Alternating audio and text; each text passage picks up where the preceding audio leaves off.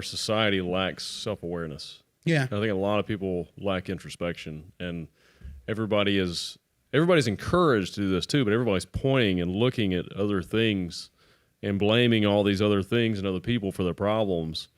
And they're also focusing on symptoms of real problems instead of focusing on the problem itself. It's like everybody wants the low-hanging fruit and they want to attack that, but it's all in.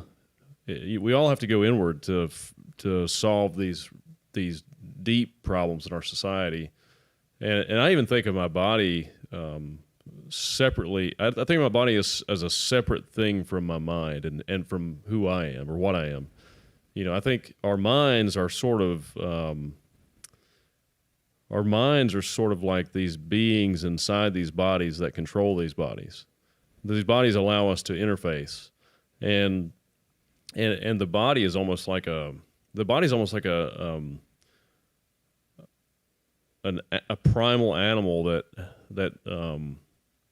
you know, it's still going through its evolutionary process, and it's still adapted to things that it evolved to do, you know, thousands or even millions of years ago. Yeah. And so we're constantly fighting this animal with our minds, and I think if you can look at your body as something separate than your mind, it helps you deal with urges and addictions and stuff like that, because you can be aware that the body just wants to survival. It wants to survive, and it also it's excessive. Your body just wants pleasure. It just wants to feel good. Yeah, because it doesn't know when it's going to get it again. Maybe right. It just always wants to be comfortable. And if you think about all the stuff we do technologically, we're really just trying to be more comfortable. Yeah. And so I think just being aware of that with your body and making it work and pushing it, it makes it behave you better. It makes it obey you.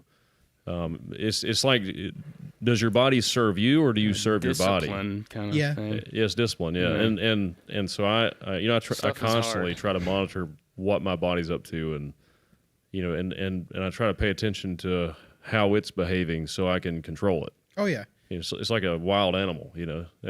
That's something I'm gonna have to sit back and reflect on that, because that's deep as hell, but it makes so much sense, because it's like, I think like back before I got like straight and everything, like I was definitely a slave to my body, for sure. Like during that period of my life, I was definitely a slave to my body, 100%. Like especially in that context, and like it's just little things over time, you know, that I've gone to change this to turn me into that, because like what's up here is totally different than, you know, the prevail. And now, like especially with telling jokes, it's like blurred the line between them all, but like this is definitely the truest version of me that there has ever been. Cause like I can be a nerdy, weird, creative, gearhead dude all at once, as opposed to like at one point you had to fall into that category. Fuck that shit. I can do whatever the fuck I want. I think the best art is honest. Yeah.